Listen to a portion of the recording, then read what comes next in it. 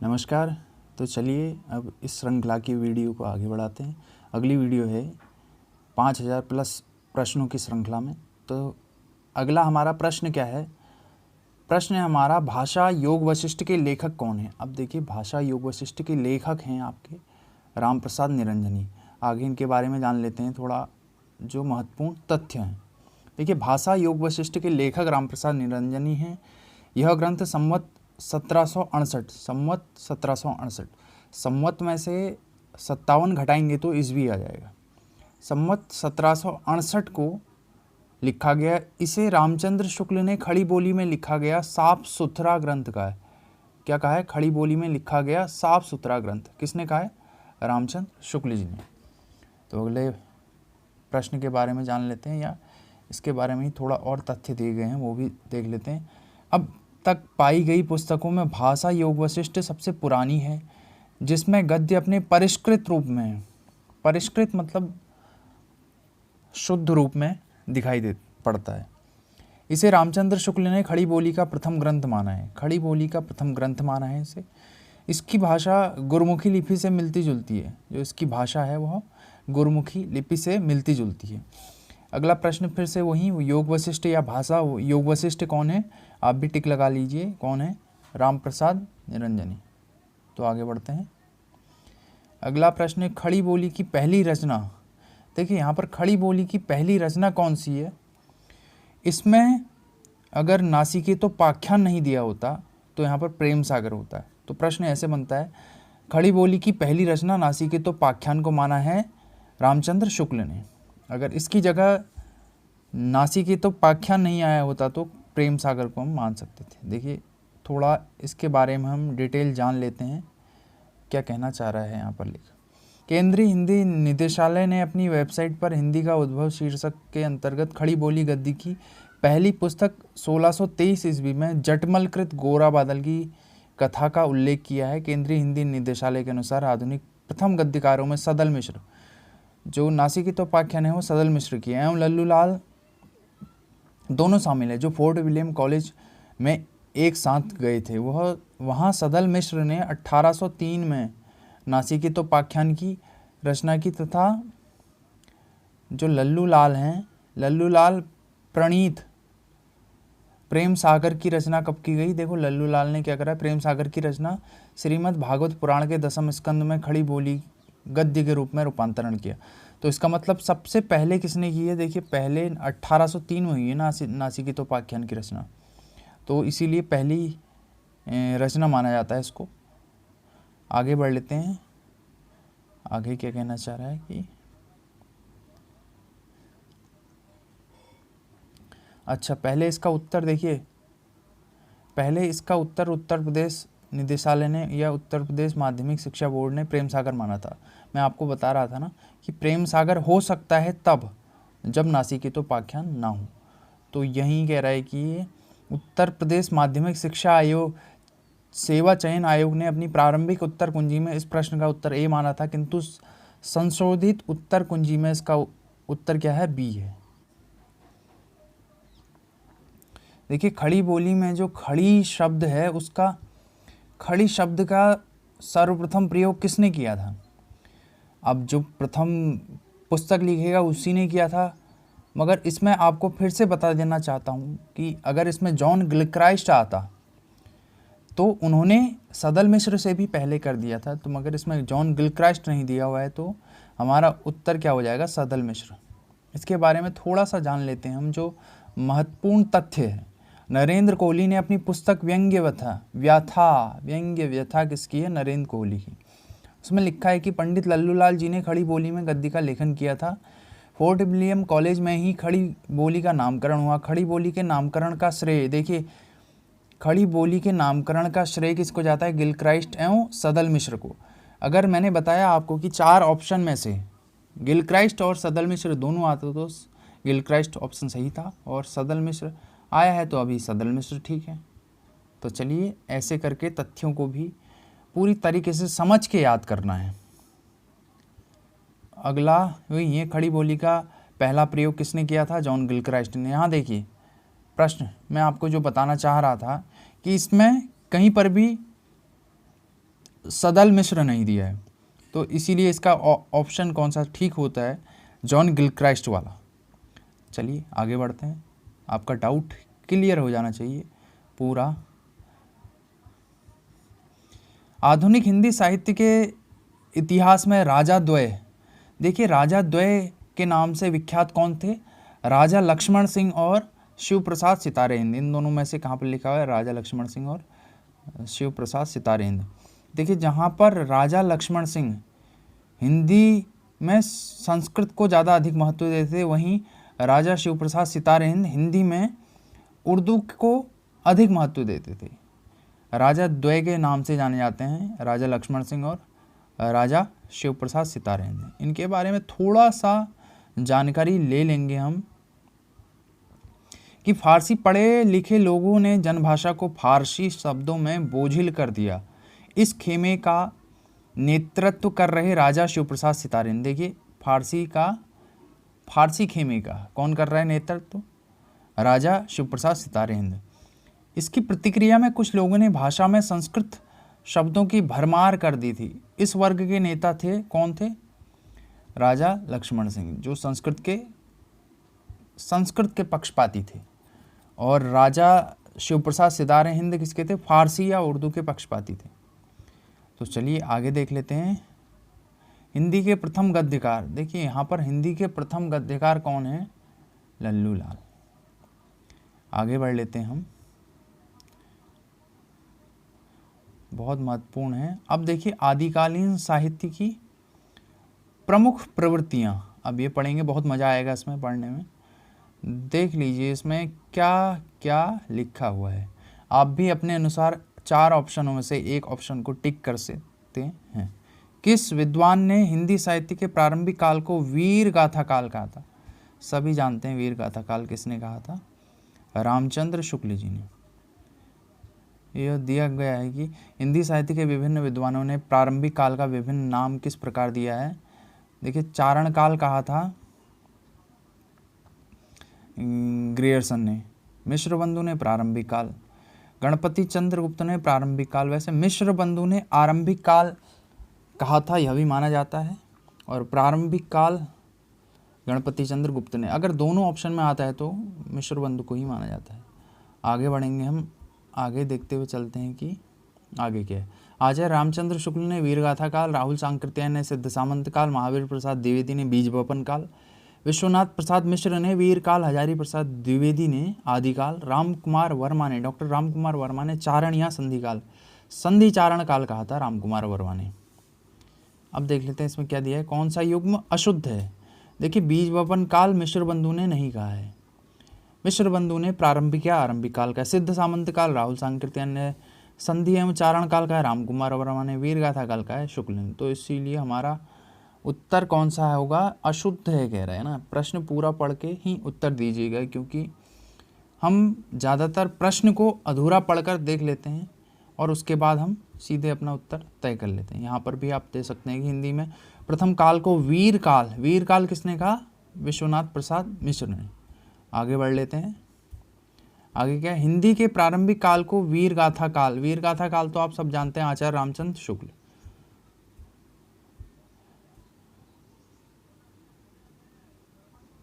देखिए अगला प्रश्न क्या कह रहा है हमसे, अगला प्रश्न कह रहा है वीर गाथा काल, फिर से वही है, आदिकाल को वीर गाथा काल किसने कहा था, तो वो है रामचंद्र शुक्ल। आगे हिंदी साहित्य के आदिकाल के लिए सिद्ध सामंत युग या सिद्ध सामंत काल किसने कहा था, राहुल सांकृत्यायन ने। अभी हमने आगे देखा भी था। आगे आदिकाल को सिद्ध सामंत युग किसने कहा था, राहुल सांकृत्यायन जी ने। पूरा प्रश्न पढ़ेंगे, उसके बाद ही हम निर्णय ले सकते हैं 4 ऑप्शन में से। फिर से यहीं आ गया, सिद्ध सामंत युग किसने नाम दिया है, तो यह किसने नाम दिया है, राहुल सांकृत्यायन ने। और इतने 12 प्रश्न आया है, इतनी परीक्षाओं में प्रश्न आए हैं, बहुत 12, तो इसका मतलब यह बहुत महत्वपूर्ण प्रश्न हो जाता है। कैसा हो जाता है, बहुत महत्वपूर्ण प्रश्न हो जाता है, इसीलिए इसको आप याद कर लीजिए। सिद्ध सामंत काल देखिए, फिर से आ गया सिद्ध सामंत काल, राहुल सांकृत्यायन ने कहा। अब देख लेते हैं हम, अगला प्रश्न क्या है, बीज वपन काल किसने कहा है। बीज वपन काल कहा है महावीर प्रसाद द्विवेदी ने। तो इसका उत्तर सी है। देख लीजिए बीज वपन काल, फिर से आ गया प्रश्न, बीज वपन काल फिर से आप बता दीजिए। हाँ, महावीर प्रसाद द्विवेदी, आप भी यही उत्तर लगाएंगे। फिर से बीज वपन काल, आदिकाल को बीज वपन काल महावीर प्रसाद द्विवेदी ने कहा। आदिकाल का वीर काल नामकरण, वीर काल नामकरण इससे पहले ही बताया था विश्वनाथ प्रसाद मिश्र ने, जबकि वीर गाथा काल किसने कहा है? वीर गाथा काल का है रामचंद्र शुक्ल जी ने। हिंदी में प्रथम काल को आदिकाल नाम से, देखिए अब आदिकाल नाम से किसने दिया था? आदिकाल नाम दिया था हजारी प्रसाद द्विवेदी ने। कौन सा काल आदिकाल? फिर से वही आदिकाल का नाम नहीं है। अच्छा हाँ, प्रश्न देखिए पूरा मैंने भी नहीं पढ़ा था अभी, फिर से मैंने ऐसा लगा दिया। हिंदी में कौन सा नाम आदिकाल का नाम नहीं है? तो ये जो गद्य काल है ये आधुनिक काल का नाम था, जो रामचंद्र शुक्ल जी ने आधुनिक काल का नाम दिया था गद्य काल, तो यह आदिकाल का नाम नहीं है। सिंपल सी बात है। अब आदिकाल का प्रारंभिक काल नाम, देखिए यहाँ पर प्रारंभिक काल आ रहा है तो मिश्र बंधु कर देते हैं, क्योंकि यहाँ पर गणपति चंद्रगुप्त नहीं है। अगर गणपति चंद्रगुप्त और मिश्र बंधु दोनों आ जाता तो यह प्रश्न डिलीट हो जाता, प्रश्न गलत हो जाता। देखिए उपयुक्त प्रश्न की व्याख्या देखें, इसमें क्या कह रहा है कि उत्तर प्रदेश माध्यमिक शिक्षा सेवा चयन बोर्ड ने अपनी प्रारंभिक उत्तर कुंजी में इस प्रश्न का उत्तर बी दिया था, किंतु संशोधित उत्तर कुंजी में इस प्रश्न को मूल्यांकन से बाहर कर दिया, क्योंकि मिश्र बंधु तथा गणपति चंद्रगुप्त दोनों ने आदिकाल को प्रारंभिक काल माना है और विकल्प में केवल मिश्र बंधु ही, अतः प्रश्न का उत्तर सही है, बी सही है। क्या कह रहा है कि दोनों ने नाम दिया था क्या? प्रारंभिक काल। वैसे मिश्र बंधु ने इसका नाम आरंभिक काल दिया था, मगर यहाँ पर गणपति चंद्रगुप्त ना होने के कारण यहाँ पर प्रश्न के उत्तर को सही माना जाता है। अब क्या दे रहा है?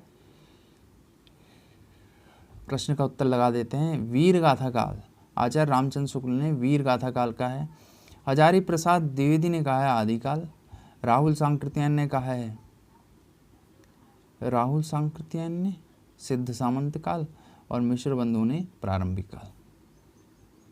चलिए आगे बढ़ लेते हैं। इसमें भी सुमेलित अच्छा दे रखा है इसमें,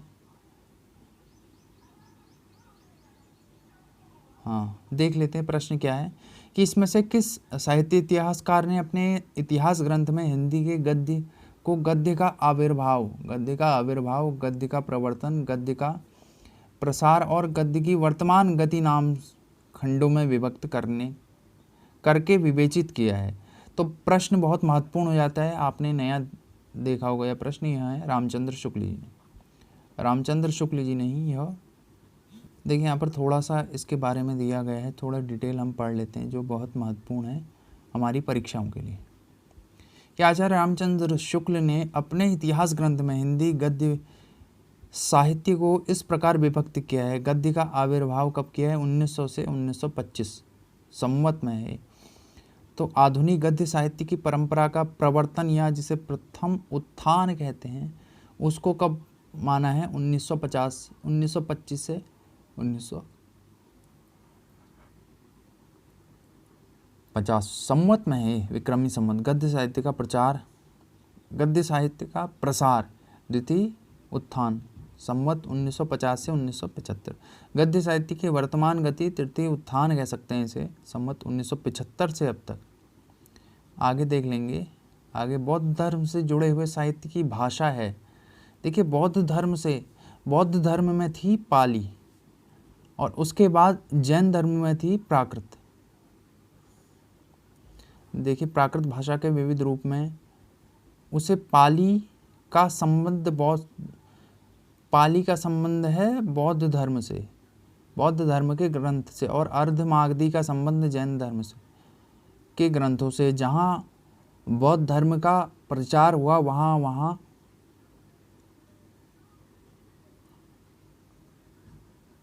पाली का भी हुआ, पाली भाषा भी पहुंची और जैन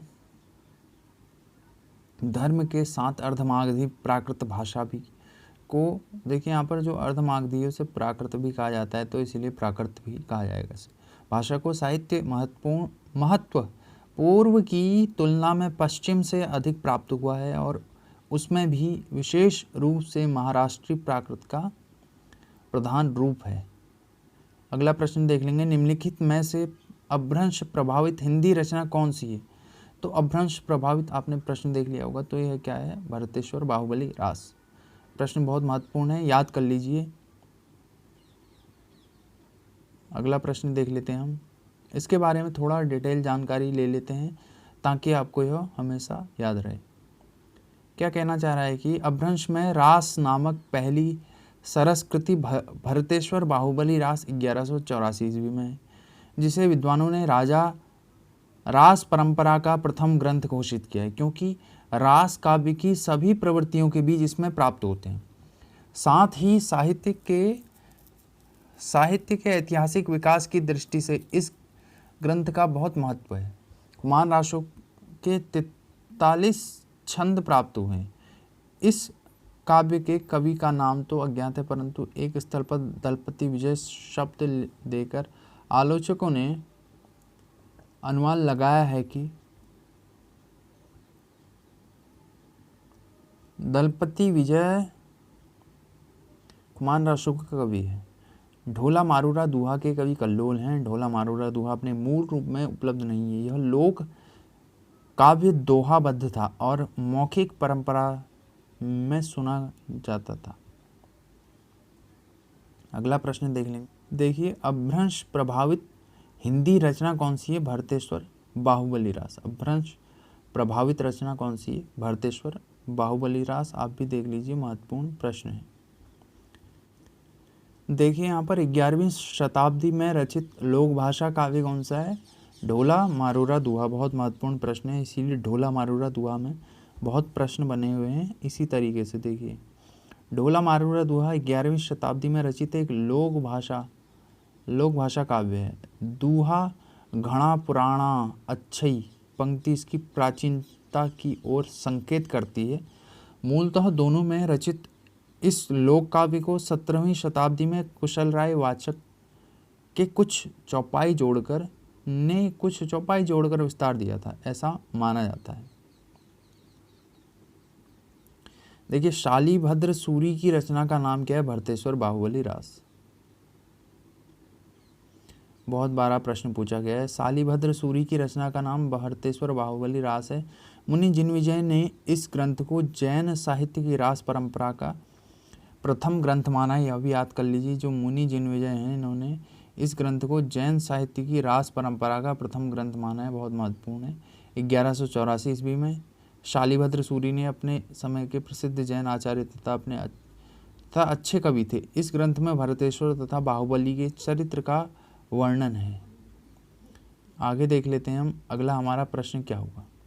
पंच पांडव चरित्रास किसकी है? शालीभद्र सूरी की। यह भी रचना किसकी है? शालीभद्र सूरी की। अब देख लीजिए, थोड़ा सा जान लेते हैं इसके बारे में। पंच पांडव चरित्रास के रचयिता कौन है? शालीभद्र सूरी नामक प्रसिद्ध जैन आचार्य उच्च कोटि के कवि। भरतेश्वर बाहुबली रास नामक ग्रंथ इनकी एक अन्य प्रसिद्ध रचना है, जिसे रास परंपरा का प्रथम ग्रंथ माना जाता है। बहुत महत्वपूर्ण है। अब देखिए, अपभ्रंश शब्द का सबसे पहले उल्लेख किया था, किसने किया था? पतंजलि ने। बहुत महत्वपूर्ण प्रश्न है, याद करना ही पड़ेगा आपको अगर परीक्षा पास करनी है तो। अब फिर से थोड़ा सा, अपभ्रंश शब्द का सबसे पहले उल्लेख महाभाष्यकार। देखिए, जो महाभाष्य किसने लिखा था? पतंजलि ने। तो यह भी याद कर लीजिए, महाभाष्यकार पतंजलि ने किया है, जिससे पता चलता है कि संस्कृत या साधु शब्द में के लोक प्रचलित विविध रूप अपभ्रंश कहलाते थे। अच्छा, देखिए अगला प्रश्न हमारा क्या है वह देख लेते हैं। अव्वहट भाषा से तात्पर्य क्या है? अव्वहट भाषा कौन सी है? अव्वहट है तुम्हारी ग्रामीण अपभ्रंश। अव्वहट को कह सकते हैं ग्रामीण अपभ्रंश। देखिए, अव्वहट अपभ्रष्ट शब्द का विकृत रूप है। इसे अपभ्रंश या अपभ्रंश दोनों एक ही लिखा है। अपभ्रंश या परवर्ती अपभ्रंश कहते हैं। अव्वहट अपभ्रंश आधुनिक भारतीय भाषाओं के बीच की संक्रांतिकालीन भाषा है। इसका कालखंड 900 से 1100 ईस्वी मतलब 1100 ईस्वी तक निर्धारित किया गया है। अव्वहट अपभ्रंश को पुरानी हिंदी मैंने क्या बोला था आपको, पुरानी हिंदी के बीच की कड़ी माना जाता है, कहा जाता है पुरानी हिंदी। अव्वहट को अपभ्रंश और पुरानी हिंदी ग्रामीण अपभ्रंश के बीच की कड़ी माना जाता है। अव्वहट भाषा के प्रमुख रचनाकार कौन है?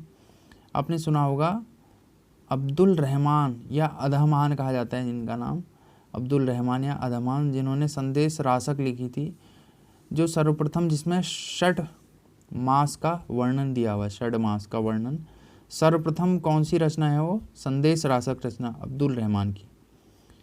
अब थोड़ा इनके बारे में भी जान लेते हैं। दामोदर पंडित कृत उक्ति व्यक्ति प्रकरण, ज्योतिषर ठाकुर कृत वर्ण रत्नाकर विद्यापति कृत कीर्ति लता, ये किस में लिखी गई हैं? ये अव्वहट में लिखी गई हैं, इसीलिए इनका जिक्र आ रहा है। आगे चलिए, आगे देख लेते हैं अपना अगला प्रश्न। अव्वहट में शिक्षा शब्द के लिए कौन सा रूप मिलता है? सिक्खा। प्रश्न याद करने योग्य है, सिक्खा मिलता है इसका शिक्षा के लिए। देख लीजिए, अपभ्रंश के परवर्ती रूप को अव्वहट नाम दिया गया है।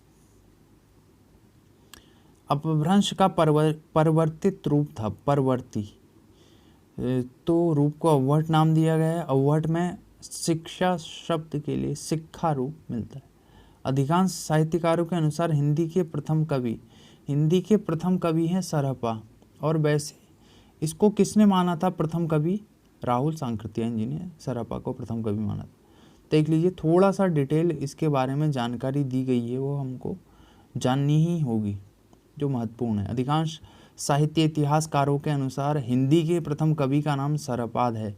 सरहपाद या सरहपा, जो सिद्धों में प्रथम कहे जाते हैं। राहुल सांकृत्यायन ने सातवीं शताब्दी ईस्वी के सरहपाद को हिंदी का प्रथम कवि माना है। उनका मूल नाम, किनका मूल नाम? सरहपा का मूल नाम तो राहुल सांकृत्यायन ने माना है, तो उनका मूल नाम क्या माना है? राहुल भद्र था। और उनके सरहपा, सरोज वज्र, पद्म तथा पद्म वज्र नाम भी मिलते हैं। वे बौद्ध धर्म की वज्रयान और सहजयान के प्रवर्तक 84 सिद्धों में एक थे। उनकी कविता में अपभ्रंश साहित्य रूप छूट गया है तथा बोलचाल की भाषा में आरंभिक हिंदी है, परंतु प्रयुक्त हुई है, आरंभिक हिंदी है, प्रयुक्त हुई है। सरहपा की रचनाओं का संपादन किसने किया था? राहुल सांकृत्यायन ने दोहाकोश नाम से किया था। उनकी रचनाओं का संपादन किस नाम से किया था? दोहाकोश नाम से। डॉक्टर गणपति चंद्र गुप्त ने शालिभद्र सूरी को हिंदी का प्रथम कवि यह शालिभद्र सूरी को मानते हैं, जबकि राम कुमार वर्मा ने स्वयंभू को माना है हिंदी का प्रथम कवि स्वीकार्य है। आगे देख लेते हैं हम इसके बारे में क्या अधिक डिटेल है, या दूसरा प्रश्न देख लेते हैं। हिंदी के किस इतिहासकार के मतानुसार शालिभद्र सूरी? अभी देखा है हमने, डॉक्टर गणपति चंद्र गुप्त। आगे बढ़ लेते हैं। सिद्धों का प्रथम कवि सरहपा को कहा जाता है। आगे, सरहपाद को हिंदी का प्रथम कवि मानने वाले किसने माना था? राहुल सांकृत्यायन। इसमें दिया नहीं क्या? पंडित राहुल सांकृत्यायन, हाँ दिया है, आखिरी है डी वाला ऑप्शन। राहुल जी ने हिंदी भाषा का प्रथम कवि किसे माना है? देखिए, सरहपा को माना है, बहुत बार प्रश्न पूछा गया है, इसीलिए इंपॉर्टेंट हो जाता है। हिंदी का प्रथम कवि कौन है? सरहपा। स्वयंभू को हिंदी का प्रथम कवि किसने माना है? अब भी हमने पढ़ा है, राम कुमार वर्मा ने स्वयंभू को हिंदी का प्रथम कवि माना है। आगे बढ़ लेते हैं। सहजयान के प्रवर्तक सरहपा हैं। सहजयान के प्रवर्तक कौन है? सरहपा। महत्वपूर्ण प्रश्न है। आचार्य हजारी प्रसाद द्विवेदी ने अपभ्रंश को क्या कहा है? तो इन्होंने अपभ्रंश को पुरानी हिंदी कहा। क्या कहा है? अपभ्रंश को पुरानी हिंदी कहा है। थोड़ा सा इसके बारे में डिटेल जानकारी ले लेते हैं हम। क्या है जानकारी? कि आचार्य हजारी प्रसाद द्विवेदी ने अपभ्रंश और हिंदी के संबंध में यह मत व्यक्त किया है इस प्रकार 10वीं से 14वीं शताब्दी का काल, जिसे हिंदी का आदिकाल कहते हैं, भाषा की दृष्टि से अपभ्रंश का ही बढ़ाव है। इसी अपभ्रंश के बढ़ाव को कुछ लोग उत्तरकालीन अपभ्रंश कहते हैं और कुछ लोग पुरानी हिंदी। 12वीं शताब्दी तक निश्चित रूप से अपभ्रंश भाषा ही पुरानी हिंदी के रूप में चलती थी, यद्यपि उसमें नए तत्सम शब्दों का आगमन शुरू हो गया था। इस प्रकार से अपभ्रंश को हिंदी से अलग रखना चाहते हैं, फिर भी उन्होंने अपभ्रंश के उत्तरकालीन साहित्य को आदिकाल की सामग्री मानकर उसका विवेचन किया है। रामचंद्र शुक्ल ने पुरानी हिंदी को ही, देखिए पुरानी हिंदी तो कहा हजारी प्रसाद द्विवेदी ने, और पुरानी हिंदी को प्राकृत भाष हिंदी किसने कहा है? प्राकृत भाष हिंदी या अपभ्रंश किसने कहा है? शुक्ल जी ने। पुरानी हिंदी या प्राकृत भाष हिंदी कहा है शुक्ल जी ने। देखिए शुक्ल जी कैसे कर देते हैं, प्राकृत भाष हिंदी कहा है इन्होंने। प्रश्न हमारा है 10वीं से 14वीं शताब्दी के साहित्य को किस विद्वान ने आदिकाल के अंतर्गत रखा है? तो आदिकाल किसने कहा था? हजारी प्रसाद द्विवेदी ने। बहुत महत्वपूर्ण हो जाता है प्रश्न यहाँ पर। पुरानी हिंदी नामकरण, पुरानी हिंदी किसने कहा था? पुरानी हिंदी एक तो आचार्य हजारी प्रसाद द्विवेदी ने कहा था, दूसरा चंद्रधर शर्मा गुलेरी ने भी पुरानी हिंदी कहा था।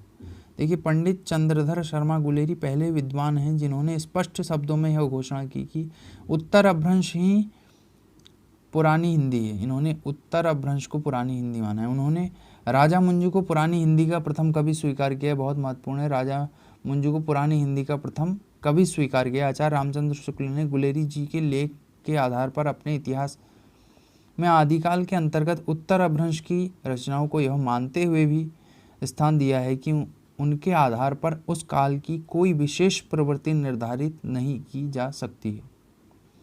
महत्वपूर्ण हो जाता है यहाँ पर क्या, कि गुलेरी जी ने भी पुरानी हिंदी कहा है उत्तर अपभ्रंश को, और इन्होंने राजा मंजू को पुरानी हिंदी का प्रथम कवि स्वीकार किया है। आगे देख लेते हैं, थोड़ा प्रश्न और कर लेते हैं, टाइम बहुत ज़्यादा हो रहा है, मगर पढ़िए इस तरीके से कि आपका कॉन्सेप्ट पूरा क्लियर हो जाए। पंडित चंद्रधर शर्मा गुलेरी ने किसको पुरानी हिंदी कहा है?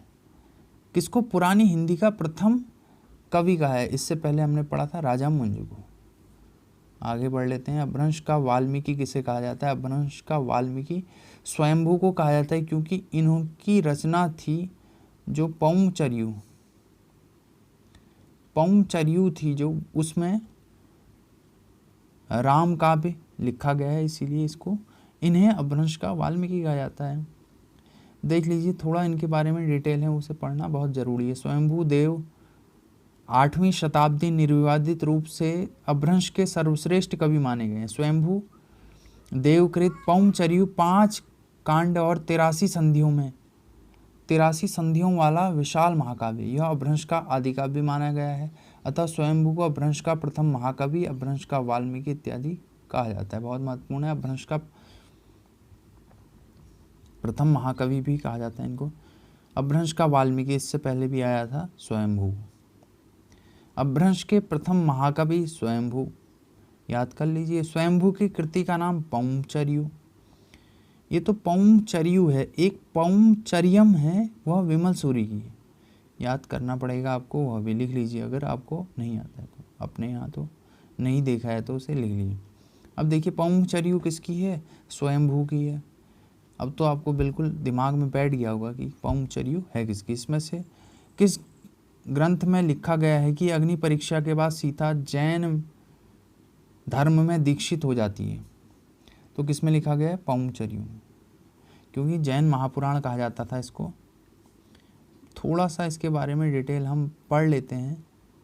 पौमचर्यू स्वयंभूकृत चरित काव्य है। यह 5 कांडों में विभक्त है। विद्याधर कांड, अयोध्या कांड, सुंदरकांड, युद्धकांड और उत्तरकांड। स्वयंभू ने नारी के प्रति व्यवहार का वर्णन इस काव्य में किया है। नारी के प्रति पुरुष का दृष्टिकोण उस युग में कैसा था, यह काव्य में वर्णित अग्नि परीक्षा वाले प्रसंग से स्पष्ट हो जाता है। लंका विजय के पश्चात सीता को पुष्पक विमान पर चढ़ाकर कौशल नगरी लाया जाता है। सीता के आगमन का एक और भव्य वातावरण और दूसरी ओर उस वातावरण में राम का ओछा व्यवहार।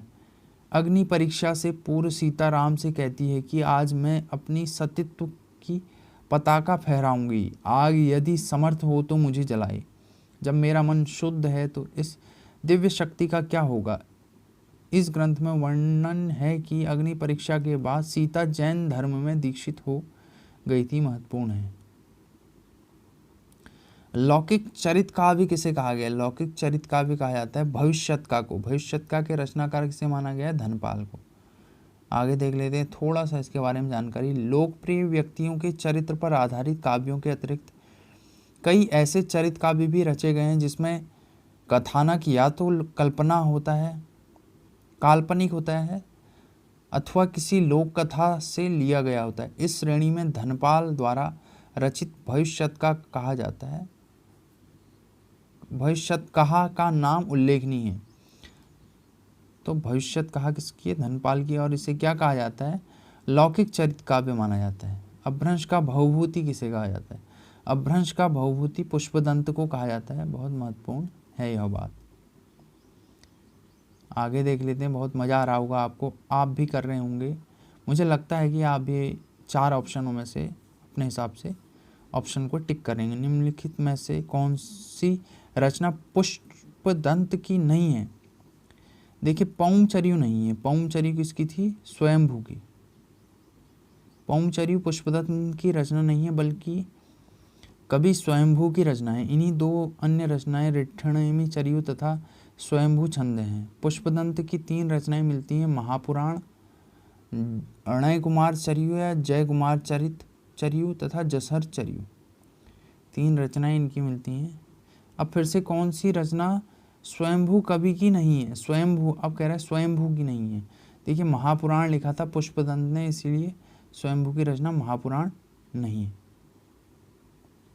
यह पुष्पदंत की है। खड़ी बोली में सबसे पहले काव्य सृजन करने वाले कवि हैं, कौन थे? अमीर खुसरो। खड़ी बोली में सर्वप्रथम काव्य सृजन उन्होंने किया था। थोड़ा सा डिटेल इनके बारे में जान लेते हैं। खड़ी बोली में सबसे पहले काव्य सृजन करने वाले कवि अमीर खुसरो हैं। इस भाषा का इस नाम हिंदवी से उल्लेख सबसे पहले उन्हीं की रचनाओं में मिलता है। हालांकि वे फारसी के भी अपने समय के सबसे बड़े भारतीय कवि थे। मुकरी लिखने का सर्वप्रथम प्रयास उन्होंने ही किया था। अमीर खुसरो की प्रसिद्ध रचनाएं हैं खल इकबारी, पहेलियाँ, मुकरियाँ, 2 सुकने। बहुत महत्वपूर्ण है, याद कर लीजिए। खड़ी बोली में सर्वप्रथम, अच्छा प्रश्न यह क्या है कि खड़ी बोली हिंदी में सर्वप्रथम रचना करने वाले कवि का नाम। खड़ी बोली में हिंदी में सर्वप्रथम रचना करने वाले कवि का नाम क्या है? अमीर खुसरो। इसका उत्तर तो अमीर खुसरो है, मगर क्या दे रखा है उत्तर, यह भी देख लेते हैं हम।